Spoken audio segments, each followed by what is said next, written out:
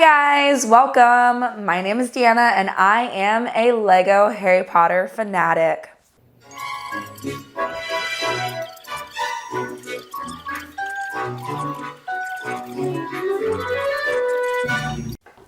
Today we are talking about another one of the August 2020 releases. This is the Astronomy Tower by Lego Harry Potter. This set is 971 pieces.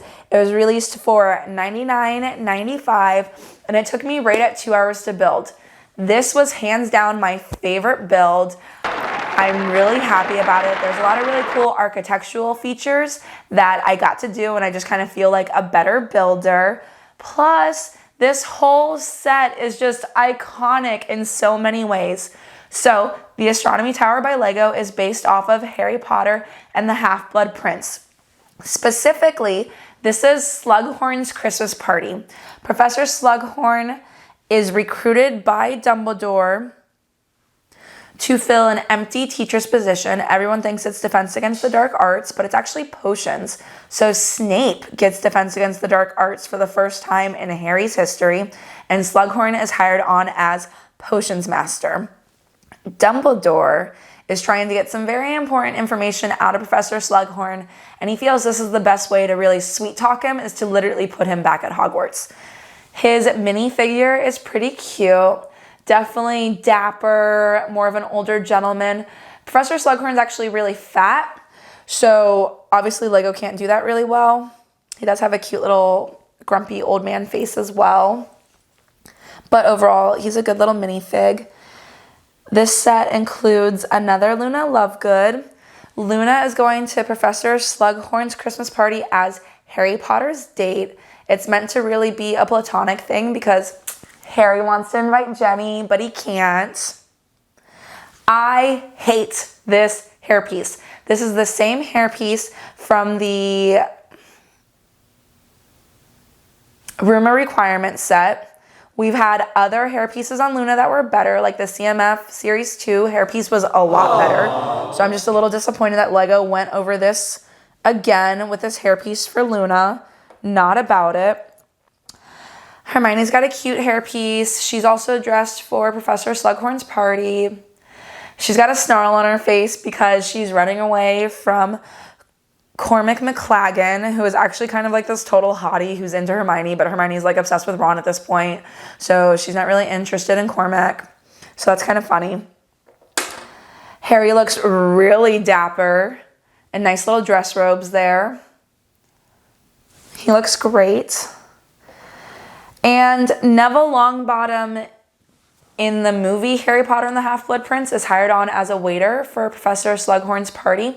That doesn't happen in the books. In fact, in the books, Neville is invited to the very first Slug Club, but Slughorn unfortunately decides rather quickly that Neville is not of the same caliber of the other attendees, and Neville never gets another invitation. Draco Malfoy is also not invited to the Slug Club. However, Draco Malfoy propels the entire story of Harry Potter and the Half-Blood Prince, and this is my first Draco figurine. He's pretty amazing. I also didn't realize I didn't have a Draco figure yet, so when I built him, I was so incredibly excited. Yes! Look at his little snarl face. Evil. He's not evil. He's mostly evil. He's kind of evil. He's half evil. He's like rockstar evil, right? Oh my god, Draco is a rockstar. That makes so much sense. Everything has just clicked in my head. I love it. Sorry. This set also includes Lavender Brown, who is not a member of the Slug Club. Lego gave her literally the best hairpiece that has been on any of our minifigs. This is so movie accurate, it's not even funny. Ron was also not invited to this. Oh, Ron has committed suicide. Murder me, Harry. Ron was also not invited to the Slug Club. Again, very movie accurate Ron.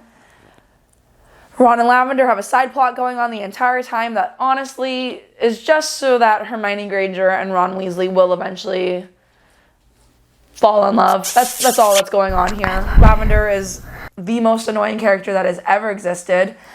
She refers to Ron as Wan Wan. Don't worry, Wan Wan. I'm here. Which hurts me in so many ways it's not even funny. I hate her.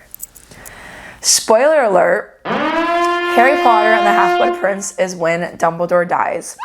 Dumbledore dies in the most horribly epic of all ways. So Harry and Dumbledore are off on a mission to go find the third Horcrux. Horcrux is, of course, being a part of Voldemort's soul and how you would eventually defeat Lord Voldemort. Harry and Dumbledore arrive back to Hogwarts Castle, and the Dark Mark is above the Astronomy Tower. Anytime you ever see the Dark Mark, it implies that Death Eaters have killed, so they go rushing into the Astronomy Tower. It's a trap. The entire thing has been Draco. He's been running around the entire year, rebuilding a vanishing cabinet in the room of requirements that is linked to Borgin and Burke's in Nocturne Alley, so he can sneak in a bunch of Death Eaters into Hogwarts Castle. Anyways, Draco's after Dumbledore. He Expelliarmuses him. Dumbledore is momentarily vulnerable, and the other Death Eaters come up. And it's a very clear moment that Draco needs to kill Dumbledore right now. He chokes. Do you understand? And Snape does it instead. Dumbledore gets thrown from the Astronomy Tower and lands like a heap of clothing at the base of the tower.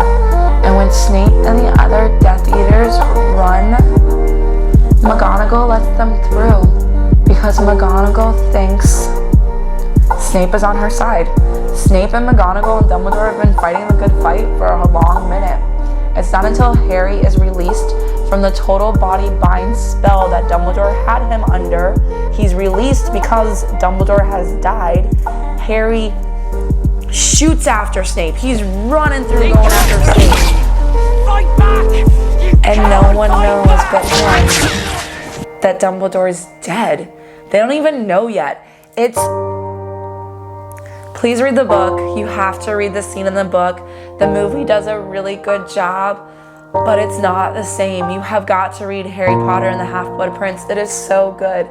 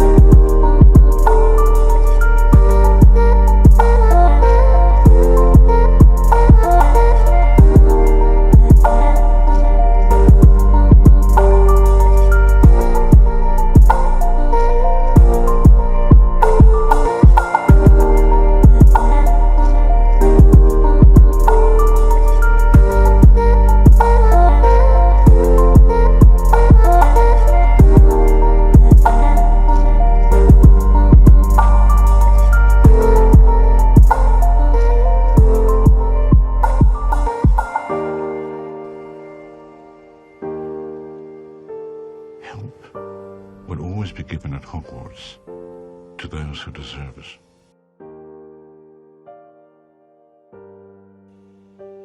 Do not pity the dead, Harry. Pity the living. And above all those who live without love.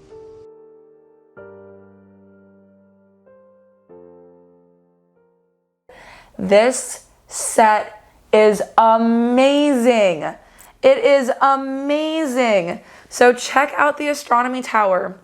So Dumbledore would have been thrown from right here.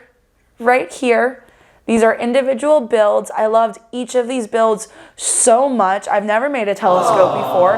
I'm gonna do it all the time now. I love the actual architecture of the tower there too. Look at those turrets. How sweet are these little pieces? I love them. Of course, we get a Ravenclaw dormitory. Yeah! And that makes me really super happy. I do wish we got like the common room or just even more, but I am really excited about the Ravenclaw dormitory. This is Slughorn's Slughorn's office, because Professor Slughorn does not take over the dungeons when he becomes Potions Master. He gets his old classroom back, and he actually asks for Professor Merryweather's old office. So I don't know who Professor Merryweather was, but apparently Professor Merriweather had a very cool office. And that's the whole tower. It just looks really awesome. I just lost a little piece. And it's just lanterns from Slughorn's party. Oh my gosh, and that was a book that just fell out of that tower. Super cool. This piece just really serves to set the stage. It's definitely got a cool external part, but again, that's just Slughorn's actual classroom, and we're setting the scene of it being the Christmas party. We do get our first greenhouse. I am really excited about this because, as you know, there are 6 greenhouses at Hogwarts. And the cool thing about all of these pieces that we've gotten with the Hogwarts castle is they all are detachable and reattachable, so you can assemble them in whichever way makes sense to you. So this set links up to the Great Hall, it links up to the Clock Tower, the Whomping Willow set, the Room of Requirement set. I think that's it for which ones are actually linked up here. Hands down, this is my new favorite set from Lego. I am so excited about this. I think any Harry Potter collector, I think anyone should be able to say collector. I think any Harry Potter collector should have this in their set, even if you don't care about Lego. This set is just truly amazing, and it's beautiful. It looks great. Please go check out more photos at Lego HP Fanatic. That's my Instagram, and you can see detailed photos of all my builds there. Make sure you like this video. Go ahead, comment down below. Let me know what your favorite part of Harry Potter and the Half-Blood Prince is. Let me know who the Half-Blood Prince is. Also, do you think Draco's evil? Comment down below and let me know. If you haven't had a chance, make sure you subscribe to my YouTube channel right there. And if you'd like to see more videos like this, click right there. Thanks so much for coming. Bye.